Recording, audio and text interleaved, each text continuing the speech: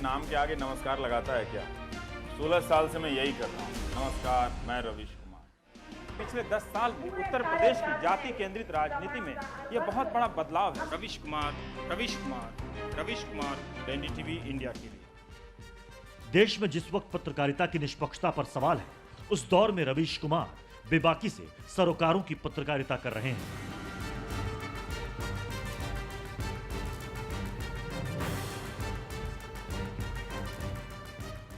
NDTV के managing editor Ravish Kumar खबरों और मुद्दों को दर्शकों तक सरल और सीधे अंदाज में पहुंचाने के लिए जाने जाते हैं। ये दोनों बिहार के बेतिया जिले के हैं, मैं मोतिहारी जिले का हूँ। दोनों प्रवासी हैं। मैं एनडीटीवी में मोटी कमाई वाला पत्रकार हूँ। ये 6,000 रुपया कमाते हैं, मगर जब ये खाना, जब ये गाना और जब इनकी बोली का हाल बहो सुनते हैं तो एक रिश्ता अपने आप बन जाता है। वो अपनी बात बिना लाग लपेट के कहते हैं। गरीबों की गरीबी दूर कर सकते हैं। सवाल आपके सामने था कि मुसलमानों का नेतृत्व कौन करे, मजहबी नेता या सियासी नेता। इस बात से बेपरवाह कि उनकी खबरों से सत्ता के गलियारों में कैसी तिलमिलाहट होगी। रवीश कुमार के प्राइम टाइम शो की चर्चा संसद से सड़क तक होती है। राजनीतिक महत्व इस जगह का इतना है कि यहाँ पर 3 विधानसभा इस जिले में मौजूद हैं। कल्याण सिंह आजकल चर्चा में हैं कि क्या बीजेपी उन्हें दोबारा वापस ला सकेगी। 2019 में रवीश कुमार को पत्रकारिता में योगदान के लिए अंतर्राष्ट्रीय स्तर पर प्रतिष्ठित रेमन मैग्सेसे अवार्ड मिल चुका है। इससे पहले वो रामनाथ गोयनका पत्रकारिता अवार्ड, गौरी लंकेश अवार्ड, गणेश शंकर विद्यार्थी अवार्ड से नवाजे जा चुके हैं। गांधी की कर्मभूमि चंपारण से ताल्लुक रखने वाले रवीश कुमार ने 5 किताबें लिखी हैं, जिसमें इश्क में शहर होना, देखते रहिए, रवीश पंथी, द फ्री वॉइस और बोलना ही है शामिल है। पत्रकारिता में भविष्य संवारने वालों के लिए रवीश कुमार रोल मॉडल बनकर उभरे हैं।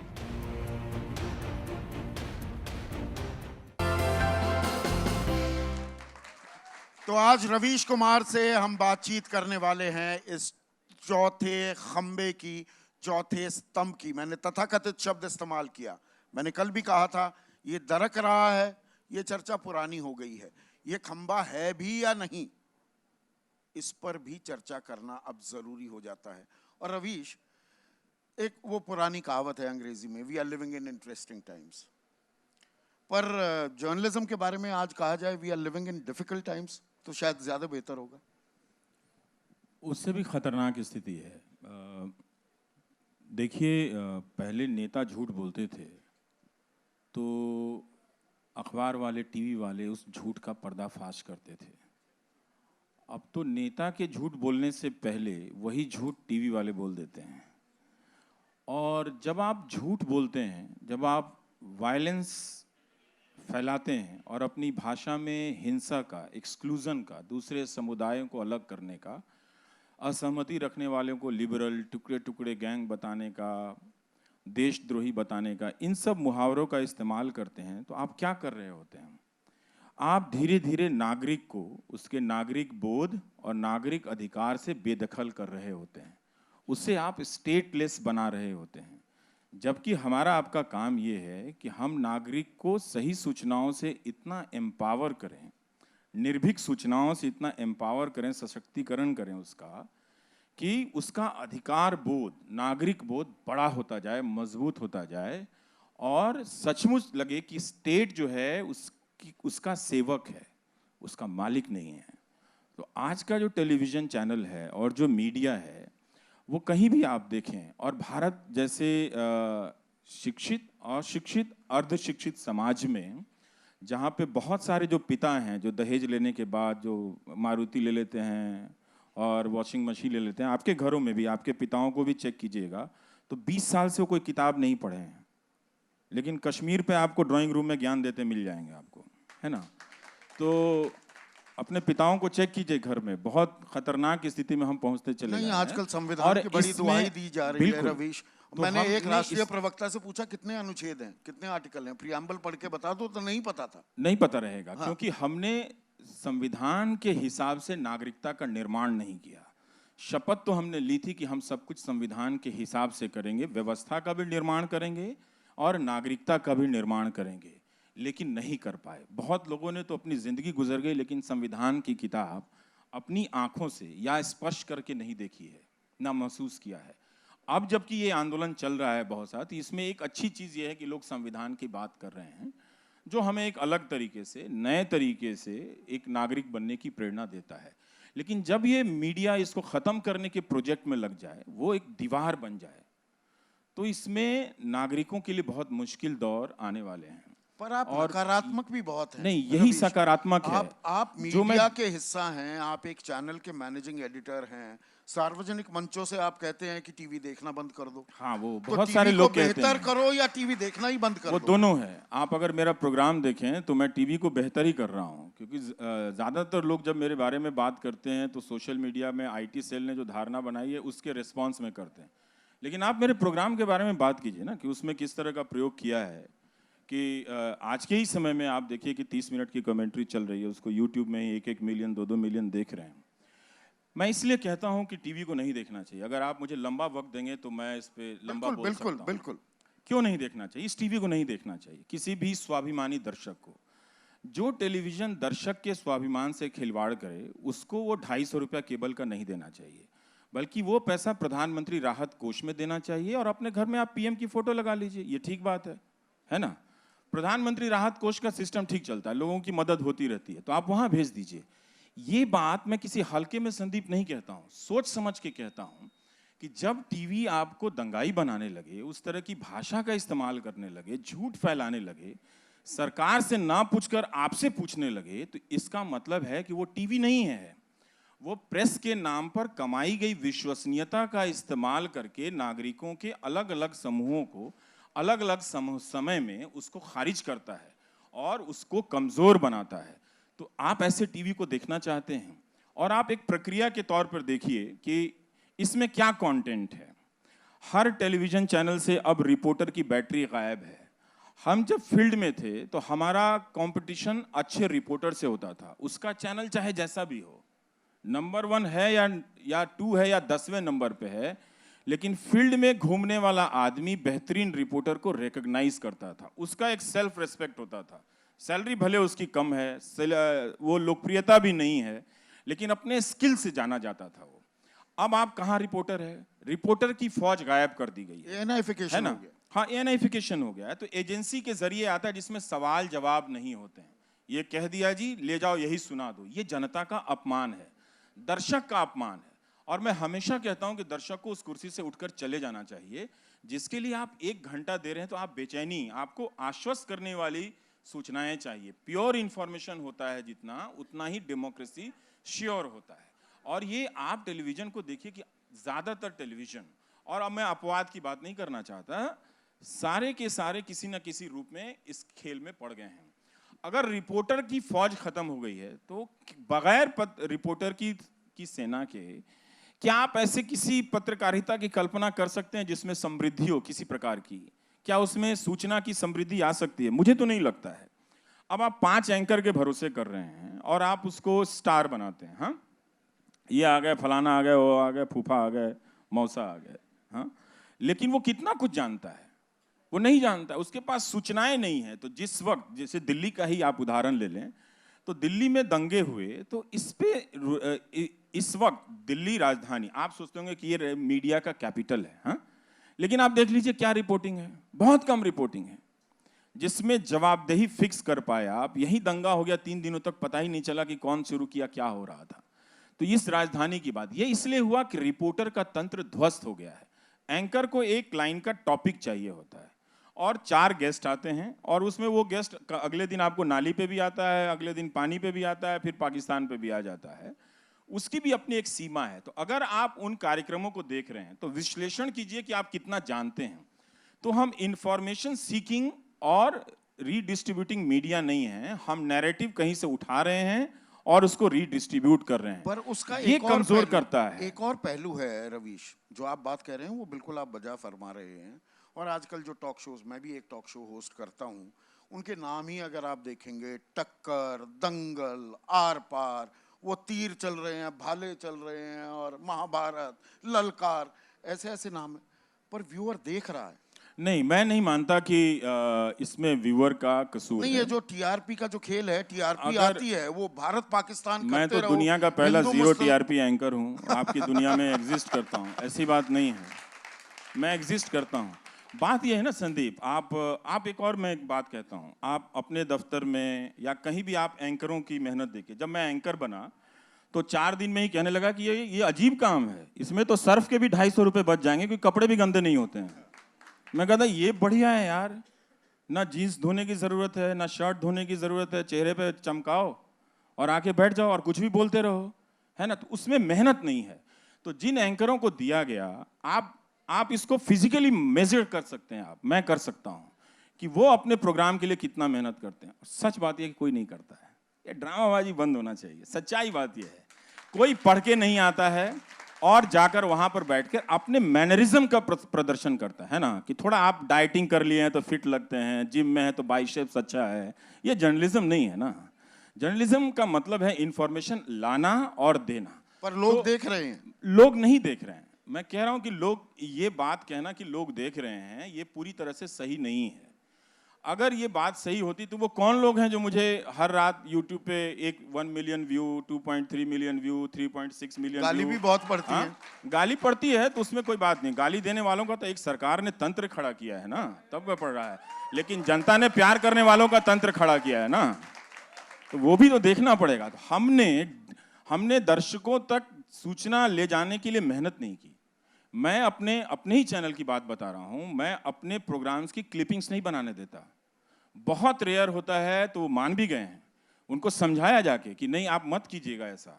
क्योंकि मैं अपने दर्शकों से यही कहता हूं कि अगर आपको दर्शक बनना है तो एक जिम्मेदारी का काम है, ये हुले लेले का काम नहीं है कि आधे घंटे के प्रोग्राम में 10 मिनट का क्लिप निकाल के 10 सेकंड का लेके आप उसको वायरल कराते हैं।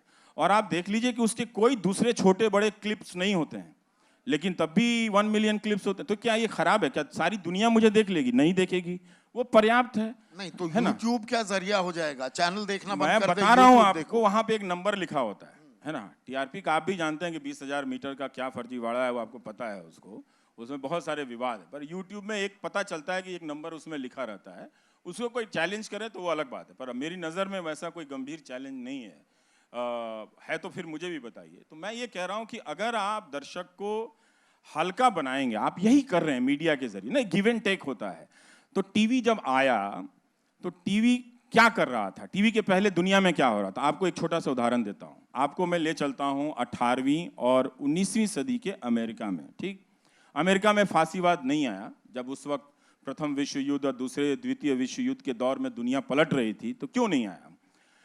वजह ये थी कि अमेरिका में या कोई 1600 या 1700 के आसपास पहला अखबार बन जाता है और प्रिंट का कोई 500-600 साल का इतिहास है। लेकिन टेलीविज़न के आने से पहले जो प्रिंट अखबार का जो इतिहास था वो 400 साल का हो गया था। तो प्रिंट ने एक कल्चर बनाई थी बातों को गंभीरता से कहने की और उसमें विस्तार से तथ्यों के साथ कहने की। तो अमेरिका में एक लिसियम मूवमेंट चलता था, तो जिसमें लिंकन होते थे, उनके प्रतिद्वंदी होते थे और उन दोनों के बीच डिबेट होता था। और वो डिबेट हाव भाव के प्रदर्शन का डिबेट नहीं होता था, लिखकर लाना पड़ता था अपने सोर्सेस के साथ और बात करनी पड़ती थी। 2 घंटा लिंकन साहब बोलते थे, 2 घंटा उनके प्रतिद्वंदी बोलते थे और फिर 1-1 घंटा जवाब होता था। और लोग इसके लिए 2-2 दिन तक उस डिबेट को देखते थे। और उस वक्त अमेरिका में ऐसे डिबेट होने वाले, मैं आपको 18वीं सदी की अमेरिका की बात कर रहा हूं, जहां अभी बिजली नहीं आई है, अभी बिजली का बहुत प्रसार नहीं हुआ है, अगर आई है तो वहां पे एक हॉल की बुकिंग होती थी। हॉल नहीं मिलते, 3000 हॉल थे वहां पे। जब टेलीग्राफ आता है तो वो क्या करता है कि उस सारे कॉन्टेक्स्ट को काट के एक फोटो में घटना को बदल देता है। और आपको लगता है कि दुनिया में विदेश नीति वही है कि टेक्सास स्टेडियम में प्रधानमंत्री और ट्रंप हाथ मिला रहे हैं, तो वो आउट ऑफ कॉन्टेक्स्ट करता है। यही काम टेलीविजन भी धीरे धीरे करने लगता है। और करते करते अब तो जो सूचना और डिबेट का जो एक मिश्रण था वो गायब हो गया संदीप। तो अब आपको समाज ही हमने ऐसा बना दिया है, कुछ श्रृंखल समाज होता जा रहा है। कम सूचनाएं होंगी, लोग बेचैन होंगे, बेवजह हिंदू पे, बेवजह मुसलमान पे शक करते चलेंगे और मार देंगे। आपको एक छोटा सा और उदाहरण देता हूं। 1947 के साल में, ये वही देश है ना, वही जमीन है, इन अफवाहों के चलते सभी ने एक दूसरे को मिला के 20 लाख से ज्यादा लोगों को मार दिया था। उसमें अखबारों की भूमिका बहुत भयानक थी। और आप नेहरू, सरदार पटेल, राजकुमारी अमृत कौर, इन सब के कॉरेस्पॉन्डेंस को देखिए। आज भी उर्विश कोठारी ने लिखी ये बात प्रिंट में, लेकिन उसके आगे की जानकारी मैं देता हूं। इस तरह के एक हिस्टोरियन हैं यास्मीन खान, आप उनकी किताब पढ़ सकते हैं, पढ़नी चाहिए आपको, द ग्रेट पार्टीशन। तो उसमें जो हिंदू अखबार का जो एडिटर है वो कल्पनाएं करता है कि मुसलमानों का दल वहां आ गया है रात में और इतने लोगों को मार गया है। उसी तरह से जो मुस्लिम लीग के उर्दू अखबार थे वो भी इस तरह की कल्पनाएं और अफवाहें फैलाते हैं कि रात में फलानी जगह पे हिंदुओं का आ गया है और अटैक कर दिया है। नतीजा ये होता था कि अगली सुबह उसी से मिलती जुलती घटना कहीं और हो जाती थी जो नहीं हुई होती थी और हजारों लोग मर जाते थे उसमें। तो इस स्थिति से निपटने के लिए जालंधर, लाहौर, अमृतसर और एक और जगह है, इन जगहों पे 20,000 अखबार एयर ड्रॉप किए गए थे। 20,000 अखबार। तो हम इस फेक न्यूज, र्यूमर और जिस तरह का एक सांप्रदायिकता इस चैनल में आई है उसके खतरों को गंभीरता से हमें देखनी चाहिए। हमारे जो सबसे बड़े आदर्श हैं, पूर्वज हैं हिंदी पत्रकारिता के, गणेश शंकर विद्यार्थी, उनकी हत्या इसी की वजह से हुई। वो दंगा रोकने के लिए गए थे। गांधी से पहले उस गांधीवादी की हत्या हो चुकी थी और फिर गांधी की भी हत्या होती है। और उनकी प्रताप की राइटिंग पढ़िए आप। वो प्रताप के पहले संपादकीय में लिखते हैं कि हम सांप्रदायिकता को बढ़ावा नहीं देंगे, हम नहीं देंगे। लेकिन आज और आप जाकर देख लीजिए कि जो नैरेटिव जर्नलिज्म आया है, ये नैरेटिव जर्नलिज्म स्टेट का जर्नलिज्म होता है। ये स्टेट की नैरेटिव होती है। जनता का एक भी आप नैरेटिव बता दीजिए जो चल रहा है। 2 लाख किसान आए, किसी अंग्रेजी चैनल में आपने देखा? हिंदी चैनल भी अब उस तरह से हो गए। तो हर चैनल को जनता से दूर किया गया है, स्टेट का पार्ट बना दिया गया है। तो हमने, जो मैं कह रहा हूं कि 1947 में हमने इतने लोगों को मारा इन्हीं अफवाहों की वजह से। और जब स्टेट क्रिपल करता है, ढहता है, हमारी जिम्मेदारी थी कि हम होम मिनिस्टर को क्वेश्चन करें, हम दिल्ली पुलिस को क्वेश्चन करें। ये तुरंत बंद होकर ताहिर हुसैन बनाम कपिल मिश्रा के नैरेटिव में चला गया। नैरेटिव आपको यहीं ले जाता है, जमीन की घटनाओं को हटा देता है। उस वक्त क्या हो रहा था? जो 47 में हो रहा था वही नैरेटिव, और वही 2020 में हो रहा है वही नैरेटिव। क्योंकि उस वक्त मीडिया नहीं था, मीडिया था पर स्टेट नहीं था। पर ये नैरेटिव बदला कैसे है? बदला इसकी भी एक हिस्टोरिकल प्रोसेस है। मैं राजदीप से भी यही बात पूछ रहा था। हाँ। लाल कृष्ण आडवाणी का वो फेमस कोट है, They were asked to bend, they began crawling. अब उसका कोई मतलब नहीं रह गया साष्टांग हो गए। अब वो जो कहने वाला ही बेंड कर गया है, तो फिर उनके कोड को लेके हम क्यों बात कर रहे हैं, है ना? नहीं, पर आज की तारीख कहने वाले आडवाणी जी की क्या हालत है वो जानते होंगे। मीडिया साष्टांग हो गया है, खत्म हो गया है। वो पहले खत्म हो गया था 2014 के पहले। तो वो तालिबान आ गया, तालिबान चलता था हर चैनलों पे। एक चैनल पे दिन रात चलता था कि 2012 में दुनिया खत्म हो गई है ना? और कोई एंकर भूतों के यहाँ चले जाते थे खंडहर में कि भूत खोज रहे हैं रात को। अभी भी खोज रहे हैं। हाँ, वो अभी भी खोजते हैं। मैं तो अब टीवी नहीं देखता, लेकिन अब बताइए, अभी भी खोज रहे हैं। तो भूत खोजते हैं। क्या आप इसकी पढ़ाई इसी के लिए पढ़ रहे हैं कि रात को जाके भूत खोजेंगे? आप खोजिए फिर, मुझे तो इसका कुछ कहना नहीं है। फिर कहना बहुत जरूरी था। दर्शक होना बहुत जिम्मेदारी का काम है, ये हंसी मजाक का नहीं है। आपको हंसी मजाक करना है तो उसी चैनल पे बहुत सारे बकवास प्रोग्राम आ रहे हैं, उसी टीवी पे, आप वो देख लीजिए। लेकिन हमने इसको बिगाड़ा, स्पीड न्यूज लेके आए। स्पीड न्यूज क्या था संदीप? वो था कॉन्टेक्स्ट को खत्म करना। जब तक आप देख रहे हैं एक लाइन में सचिन ने छक्का लगा दिया, दूसरे लाइन में 300 आदमी मर गया, चौथे लाइन में वो चीन पहुंच गया। तो कोई कॉन्टेक्स्ट, समझदारी की चीजों को खत्म किया गया। वो पहला टिकटॉक था, है ना? और आज आप टिकटॉक में क्या करते हैं? जो स्पीड न्यूज में कर रहे थे वही आप कर रहे थे। अगर हम इस तरह का अगंभीर, अस्थिर समाज बनाएंगे तो उसका नुकसान हमको भी एक दिन होने वाला है। कि आखिर आप इस पागलपन के दौर में कब तक आप इस झंझावात को सहते रहेंगे? आप एक व्यक्ति है ना, आपका स्टेट खत्म हो गया है। आप देखिए कि कोई पुलिस का प्रोटेक्शन नहीं है। लोग खुलेआम मेरे बारे में ही आज ही लिख रहे हैं कि गोली मार दो इसको, कोई एक्शन नहीं है। क्या पहले यह संभव था? ये पहले संभव नहीं था, क्योंकि टेक्नोलॉजी ने आके इस प्रक्रिया को और तेज बना दिया। दिन दुनी रात चौगुनी, इस तरह से उसका स्पीड काफी बढ़ा दिया है। तो अब आप कोई स्टेट नहीं है। उस वक्त 47 का बता देता हूं। कभी पूछिए कि सरदार पटेल क्यों नहीं दंगा रोक पाए? इसलिए कि 22,000 अंग्रेजों की सेना थी, उसमें से 13,500 विदेशी थे, चले गए अपना सामान बांध के। जब अनाउंस हुआ कि हिंदुस्तान आजाद होगा तो उन्होंने कहा तुम जानो। बनारस का कह रहा है जो कलेक्टर था वो शाम को ड्रिंक कर रहा है अपना पार्टी का प्लान कर रहा है, सोच रहा है अगल बगल शिकार का है कहीं पर वो कर लेते हैं, लोग मर रहे हैं, लोग मदद के लिए जा रहे हैं। तो हम जब नया भारत नया पाकिस्तान बना तो स्टेट नहीं था ही नहीं, हमारे पास सिपाही नहीं था, पुलिस नहीं थी, तो एक साथ पुलिस बना रही है, उसको उस तरह से अरेंज किया जा रहा है। और यहाँ वहाँ से जिन रजवाड़ों के पास छोटी छोटी टुकड़ियाँ बच गई थी, जिनके पास अपनी प्राइवेट आर्मी थी, उनके मदद की गई। यही अलवर में और भरतपुर में, उसमें एक रेफरेंस आता है यास्मीन खान, मैं सोर्स भी बताता हूँ जो मैं पढ़ता हूँ ताकि आप लोग भी पढ़ें, कि वो राजकुमार साहब जीप में जा रहे हैं सुकेश, और वो लिख रहे हैं कि आज मैंने दौड़ा दौड़ा के मारा, 30,000 मेमों को मारा है दिल्ली के बगल में। हम हिटलर के जर्मनी की बात करते हैं, 30,000। पूरा पंजाब में आप जाके देखिए कि सिखों को किस तरह से मारा गया, हिंदुओं को मारा गया। नोआखली में जाकर देखिए। और जब गांधी क्यों जा रहे थे बिहार में और नोआखली में, बिहार में मुसलमानों ने हिंदुओं को जमकर मारा, वहां पे नोआखली में हिंदुओं ने बिहार में मुसलमानों को मारा और वहां पे मुसलमानों ने हिंदुओं को मारा। तो गांधी जा रहे थे, गांधी को पता था कि इस हिंसा का बिना शर्त इसका प्रतिरोध करना है और प्रायश्चित करना है। क्यों? क्योंकि इसकी मेमोरी ट्रेवल करती है। जो लोग मारे गए लाखों लोग, वो तो भूल नहीं पाए होंगे, उनके आसपास के परिवार के लोग सदमों में रहते होंगे, फिर वो कम्युनिटी नैरेटिव बनती चली जाती है।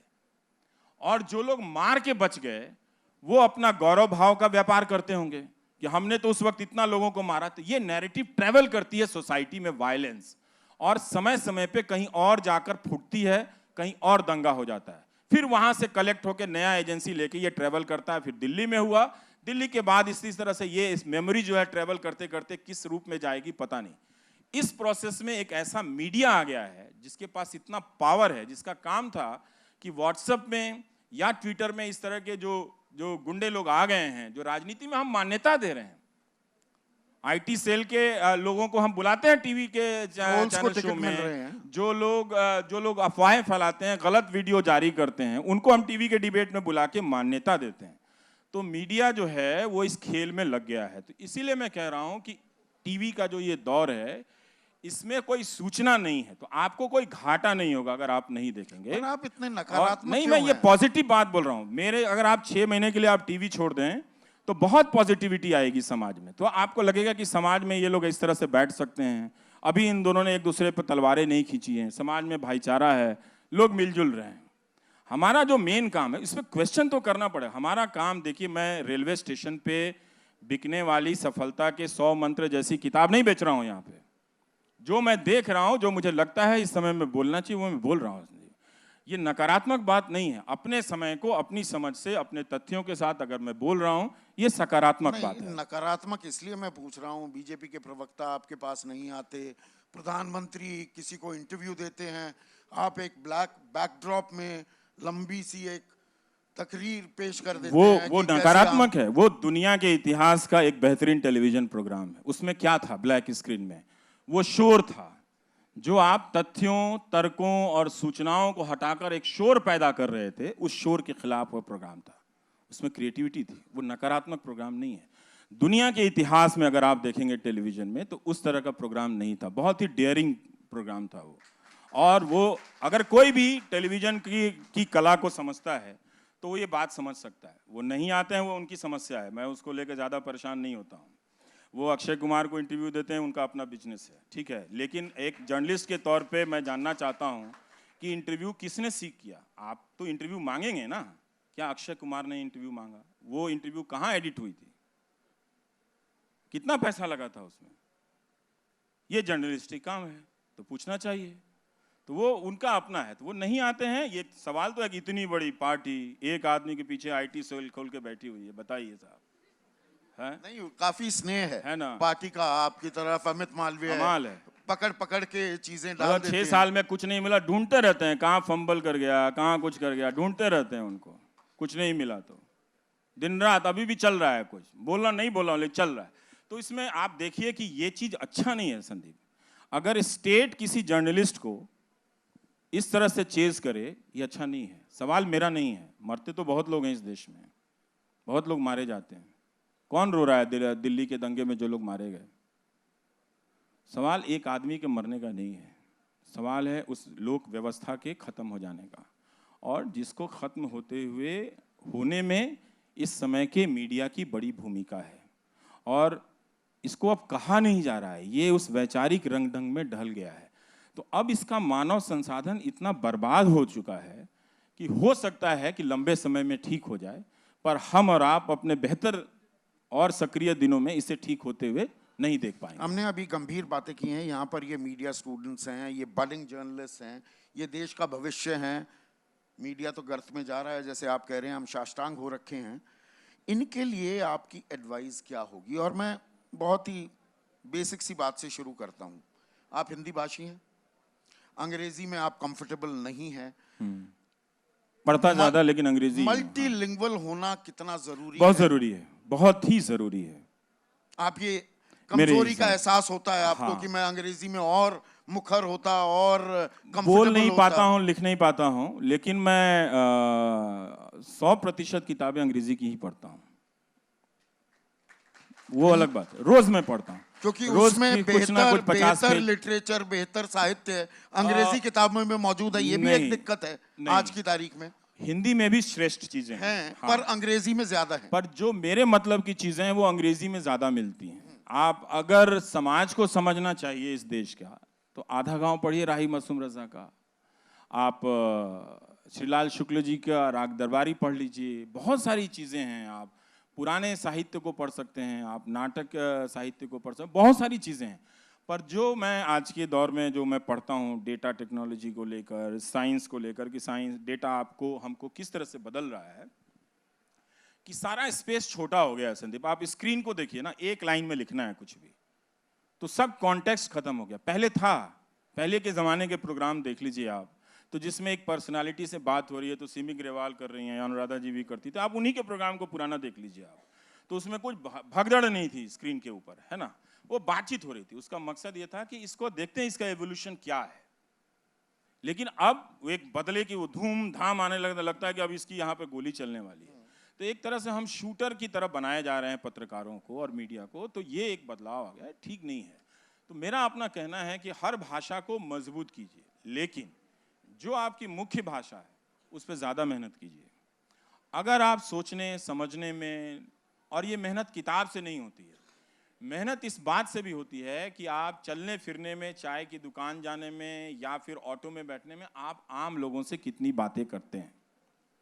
और ये हमारे यहाँ जो एक शब्दों का शुद्धिकरण चलता है कि ये मत कीजिए तो ये नहीं समझेंगे, ये सब बकवास चीज़ें हैं। आप देखिए जनता के पास 1000 शब्द हैं, हजारों शब्द हैं, आप उन शब्दों को सैनिटाइज मत कीजिए, वापस समाज में ले आइए। जब शब्द आते हैं ना तो अपने साथ बहुत तरह के अर्थ लेकर चले आते हैं, तो थोड़ी स्थिरता गंभीरता आती है। लेकिन अगर आप अपने आप को पत्रकार मानते हैं तो 2-3 टेस्ट में कहूँगा, अगर आप महीने में 2 किताब नहीं पढ़ते हैं तो आपको ये लाइन छोड़ देना चाहिए, धोखा नहीं देना है ना। फिर क्या है, वो दहेज लेकर वॉशिंग मशीन लेना थोड़ी जीवन का वो है। अपने पेरेंट्स के चेक कीजिएगा, अपने पेरेंट्स का कॉपी चेक करो सबसे पहले घर में, कि दहेज का कितना सामान आया था, और कश्मीर पे राय देने वाले डैडी जो हैं 20 साल में कश्मीर पे कितनी किताबें पढ़े हैं। नहीं पढ़े हैं तो उन्हें अशोक पांडे वाली कश्मीर पे किताब ले आके दो, तो बेसिक किताब है, आगे और पढ़ लेंगे। तो ये पढ़िए। और अगर आप कहीं जा रहे हैं, देख रहे हैं समाज की, राजनीति की चीज़ों को, कहीं रैली हुई है, मान लीजिए आपके पास नौकरी नहीं है, क्या आप में ये मन करता है कि जाएं वहाँ पर खड़ा होकर ऑब्जर्व करें कि क्या क्या हो रहा है, उसको लिखें? अगर आप में ये मन नहीं करता तो आपको लाइन अभी से इसके तुरंत मेरे जाने के बाद ही छोड़ देना चाहिए। कहने का मतलब है कि पत्रकार एक अजीब तरह का प्रैक्टिशनर होता है। वो पवेलियन में भी बैटिंग करता रहता है, मैदान में तो करता ही करता है, जब गाड़ी में बैठता है तब भी वो बैटिंग करता रहता है। तो आपको लगातार सोचना है, लगातार लिखना है, लगातार बोलना है और पढ़ना है। और ये चारों चीज़ें ऐसी हैं जो आपके दायरे की चीज़ें हैं और बहुत आसान चीज़ें हैं। इसको करने के लिए दिन में सिर्फ 4 घंटे चाहिए, उससे भी कम समय में हो सकता है। आप खुद महसूस करेंगे कि ये कोई रॉकेट साइंस नहीं है। अच्छा पत्रकार बनना, अच्छा कम्युनिकेटर बनना, ये भी कोई रॉकेट साइंस नहीं है, और आप बहुत आसानी से इसे हासिल कर लेंगे। लेकिन आप अगर डंडी मारेंगे तो जिंदगी एक दिन आपको डंडा मारेगी। पर याद रवीश, रखिएगा। ये जो आप बात कह रहे हैं, देखिए यहाँ पर जब आपका हम परिचय दिखा रहे थे तो बहुत से लोगों ने, क्योंकि वो बिहार के थे, ताली बजाई। आप बिहार से एक छोटे से इलाके से आप दिल्ली आते हैं, नामी गिरामी स्कूल कॉलेज में भी आप नहीं पढ़े, लेकिन आप अपना एक रसूख एक रुतबा कायम करते हैं। तो देखिए, आम जो भी जर्नलिस्ट हैं, बडिंग जर्नलिस्ट हैं, उनको लगता है कि नहीं, कुछ पुश चाहिए, कोई पुल चाहिए, कोई कह देगा तो नौकरी लगेगी। आप अपनी जीवन के उस संघर्ष को इनके सामने किस तरह से बताएंगे? कितना जरूरी है? पुल की जरूरत होती है क्या? कोई नामी गिरामी कॉलेज की तमगा होना चाहिए आपके साथ चस्पा? मतलब आप किसी नामी गिरामी कॉलेज से आकर सीधे आप खराब अंग्रेजी के एंकर भी बन सकते हैं, है ना? तो वो एक्सीडेंट हो सकता है आपकी लाइफ में, लेकिन मान लीजिए कि उससे आपको मौका मिल गया, लेकिन आपने ये जो होमवर्क अपने जीवन में नहीं किया है, तो आप कोलैप्स कर जाएंगे। देखिए, पद हासिल करना बड़ी बात नहीं है। कितने लोग यहाँ पर एडिटर हैं, है ना? कितने लोग हैं? बहुत सारे लोग एडिटर हैं। तो पद हासिल करने से कुछ नहीं होता। जब तक आप कम्युनिकेशन की दुनिया में अपनी क्रेडिबिलिटी, बात की और अपने व्यक्तित्व की नहीं बनाएंगे, आपकी बातों की अब पहुंच नहीं होगी। बहुत मुश्किल। लोगों में झिझक भी होती है, इन बच्चों में झिझक होती है। मुझे भी बहुत झिझक होती थी। ऐसा कुछ भी मैं बना बनाया हुआ प्रोडक्ट नहीं हूं, बिल्कुल नहीं। लेकिन मेरे अंदर एक खूबी है कि मैं अपने साथी से भी सीखता हूं। जब मैं फील्ड में गया था तो मैं बहुत अच्छा रिपोर्टर नहीं था, लेकिन मैं ये तुरंत पहचान गया था कि ये भाई साहब बहुत अच्छे रिपोर्टर हैं, इनके पास सोर्स है, सोर्स से बात करने की कला है। तो मैं सीखता था कि ये कैसे ये लोग बात करते हैं, सबको ऑब्जर्व करता था। तो बहुत लोगों से खुद सीखा। अगर आप समझें कि हमको कोई ज़रूरत नहीं है, ये आप हैं, ये तो इनको कुछ आता नहीं है और ये नहीं, हम अपना कर लेंगे, तो इसमें आप सीखते नहीं हैं। इसमें इतने सारे लोगों में एक आदमी की दुकान चल जाएगी, बल्कि 90% लोग फेल हो जाएंगे। अगर 90% लोगों को सक्सेस रेट में आना है तो मेरे रास्ते पे चलना पड़ेगा।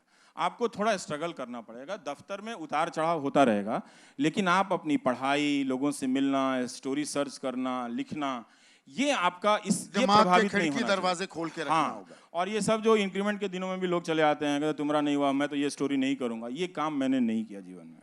मैं अपनी स्टोरी, अपने काम को लेकर उसको एक अलग डिपार्टमेंट मानता था कि वो मेरा है, मेरे जीवन का, मेरे शरीर का, मेरी आत्मा का हिस्सा है। तो मैंने उसके साथ कोई बेईमानी, आलस उसके साथ नहीं किया। बाकी ज़िंदगी में कौन लोग मुझसे आगे चले गए, अभी भी मुझसे कई लोग आते हैं, कहते हैं कि वो मुझसे आगे चला गया, मैं कैरियर में 6 साल उससे सीनियर हूँ। तो मुझे ये बात सचमुच समझ में नहीं आती है। मुझे समझ में नहीं आती कि ये क्या है। इसका मतलब आप इस कमरे में खड़े होकर सोच रहे हैं ना, पूरी दुनिया आपसे आगे चली गई है। इतने बड़े ब्रह्मांड में आप यहाँ खड़े होके आप कह रहे हैं कि वो मुझसे आगे चला गया। कोई आगे नहीं जाता, हम सब अपनी अपनी जगह पर हैं।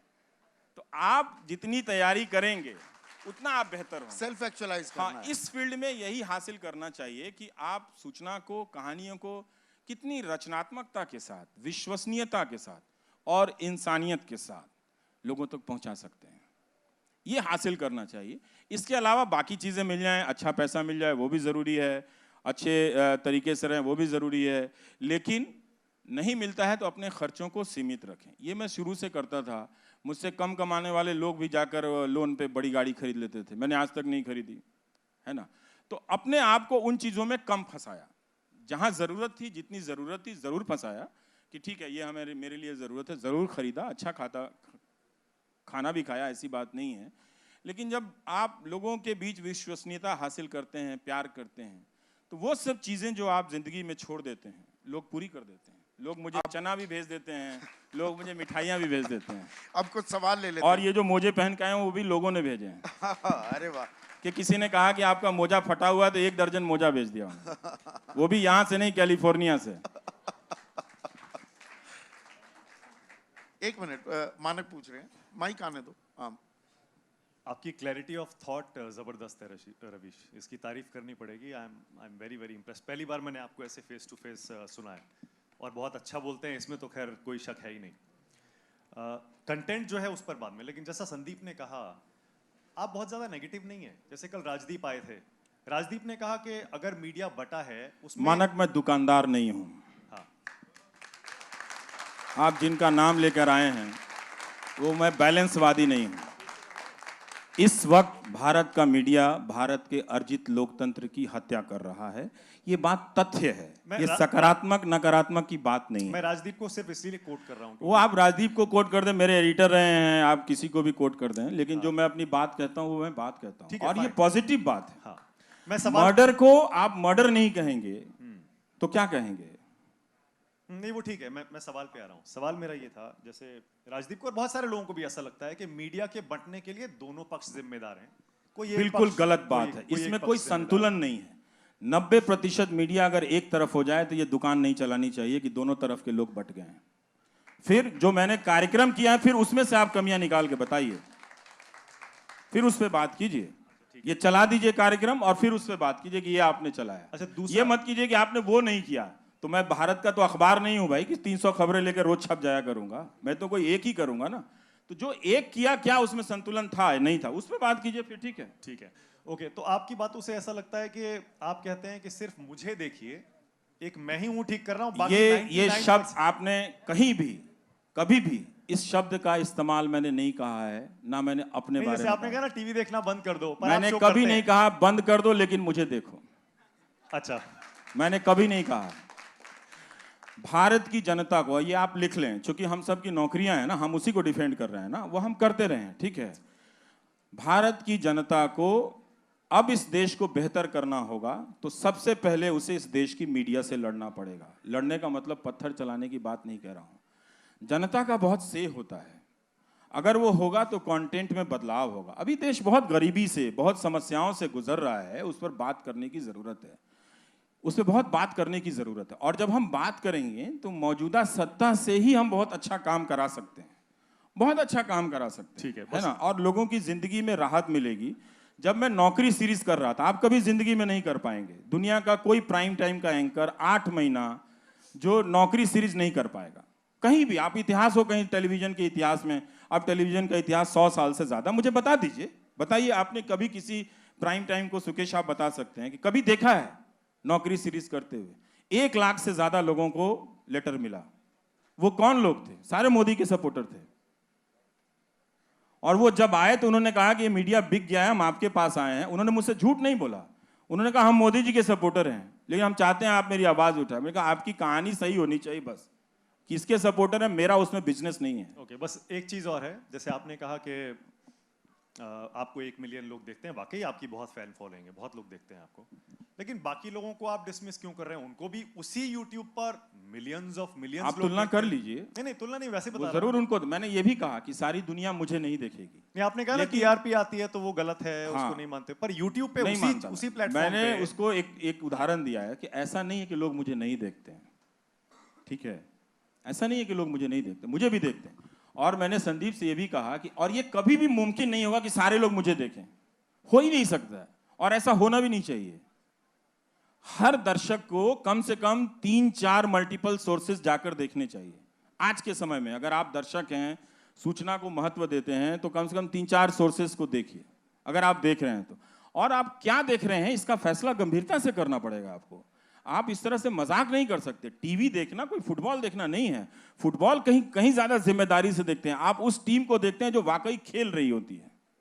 अंत में आप देखते देखते वहां ट्रांसफॉर्म कर जाते हैं ना, कि आपका लेना देना तो है नहीं ब्राजील की टीम से, लेकिन आप क्यों उसमें ट्रांसफॉर्म कर जाते हैं। हमारे यहाँ मनोरंजन भारती 4 क्लबों का नाम लेते रहते हैं कि ये बहुत अच्छा खेला, वो खेला, तो उनके गांव के तो खिलाड़ी हैं नहीं वो लोग, तो इसका मतलब है कि वो खेल में चले गए हैं। अब उस खेल का वो मजा लेने लगे हैं उसको लेके, तो हमें वो चीज देखना चाहिए। जी ये एक और सवाल लेते हैं। सर, आप मेरा सवाल आपसे ये है कि आपने अभी क्या कहा कि आईटी सेल वालों को बुलाते हैं, बिजनेस करते हैं, तो सर जैसे आईटी सेल वाले अगर गलत अफवाह फैला रहे हैं तो कहीं ना कहीं कन्हैया कुमार भी, जो जिस पर देशद्रोह का आरोप लगा है, उसको बुलाकर भी टीवी वाले गलत करते हैं। दूसरा सवाल ये है कि आप जब आते हैं गोदी मीडिया की बात करते हैं, तो जैसे मानक सर ने कहा कि दोनों तरफ मीडिया बटा हुआ है, तो सर जिस तरह एक तरफ गोदी मीडिया दोनों तरफ नहीं बटा हुआ, मीडिया अब एक ही तरफ है। हाँ। सवाल ये है कि जिस तरफ जैसे गोदी मीडिया है तो दूसरी तरफ लुटियंस मीडिया भी है, ये मानना पड़ेगा। ये जो आपने इस्तेमाल किया है वो ठीक इस्तेमाल नहीं किया है।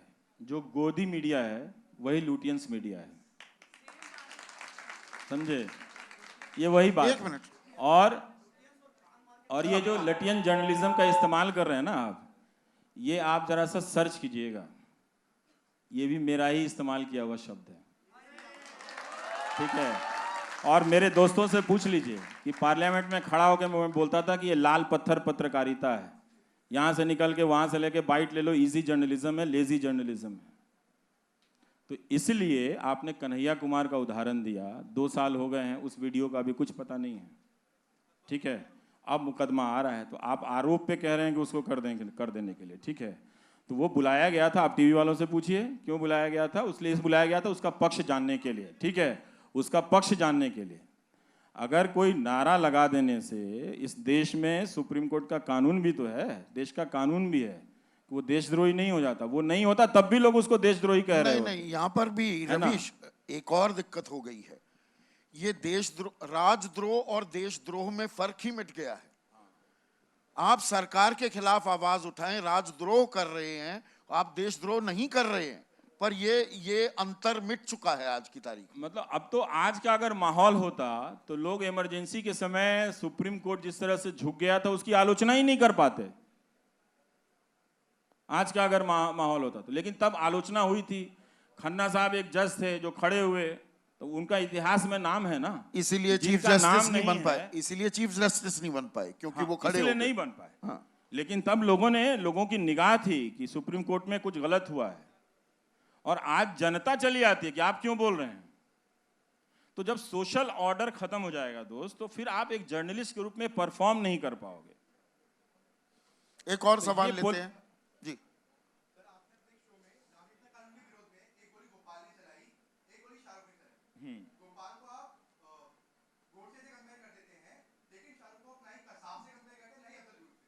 आप कर लीजिए, हमने तो आपको रोका नहीं है। ऐसा है, उसका कॉन्टेक्स्ट है, मैं बताता हूं, उसका कॉन्टेक्स्ट है। वो गोली 30 जनवरी को चला रहा था। 30 जनवरी का दिन जानते हैं आप कौन सा दिन है, ठीक है। तो उसका एक कॉन्टेक्स्ट है।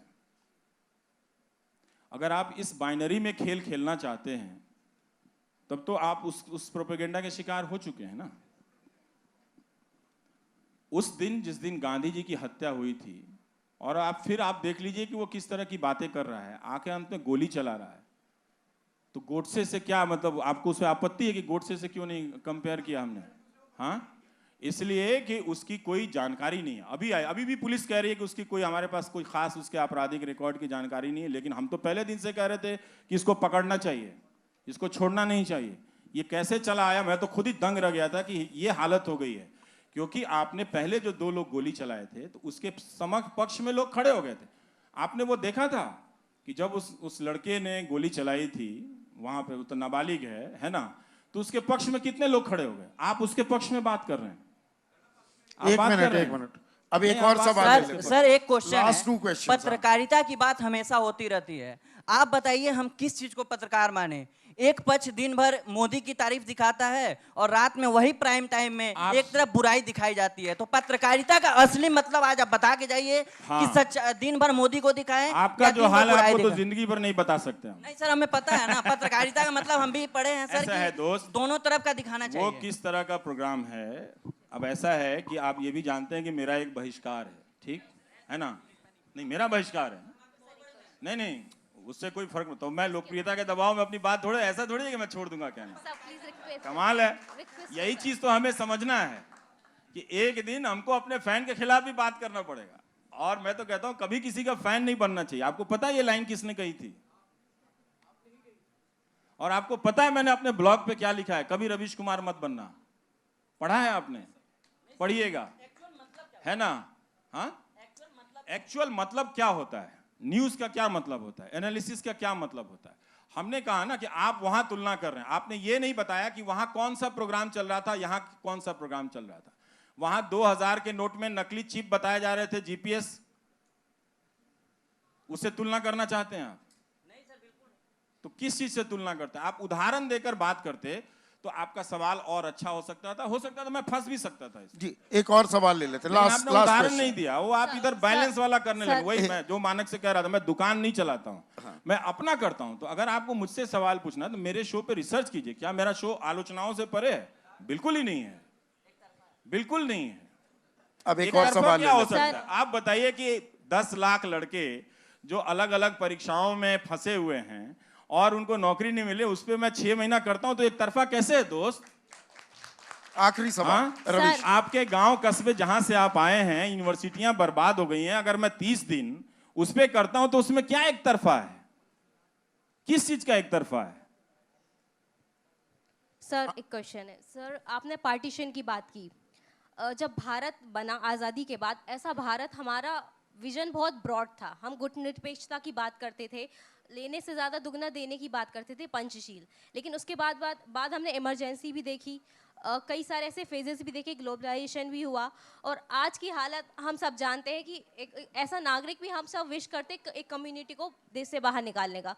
तो सर ऐसा क्या हो गया कि हमारे देश का नेचर ही चेंज हो गया है? हमारा वो ब्रॉड विजन क्यों खो गया है, इतना नैरो विजन क्यों हो गया है सर? हम देखिए, इसके कुछ हिस्से का जवाब टेक्नोलॉजी तंत्र से दिया जा सकता है, एक नया तंत्र जो खड़ा हुआ उससे भी दिया जा सकता है। लेकिन हम लोग ये समझते हैं कि 15 अगस्त 1947 को भारत जिस रूप में आज़ाद हुआ, जिन सपनों के साथ आज़ाद हुआ, वो उसी दिन पूरे हो गए। ऐसा नहीं था।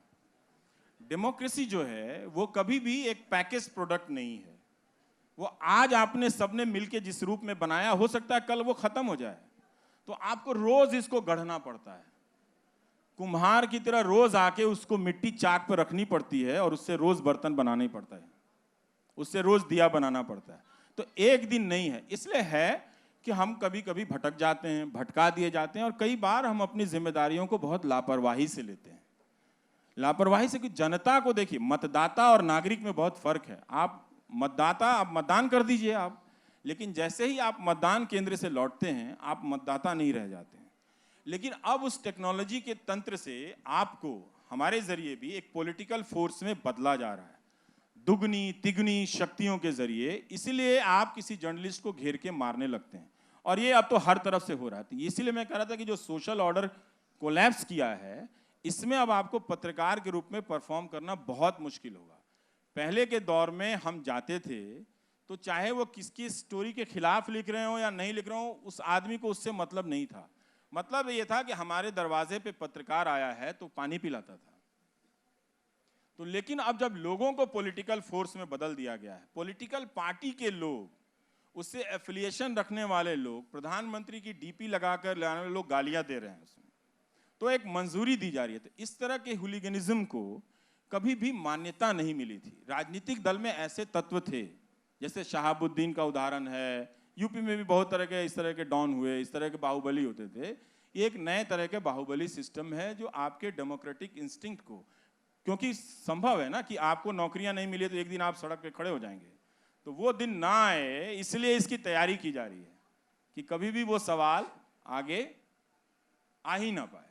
तो बहुत मुश्किल हो गया। तो इसलिए हम सबको उन सपनों को हासिल करने की जरूरत है, उन सपनों में नई बातें जोड़ने की भी जरूरत है, और उसके लिए मेहनत करने की जरूरत है। जो मैंने अपनी जिंदगी से सीखा है, पहले मैं सोचता था कि पैदा हो जाने से ही नागरिक हो गए।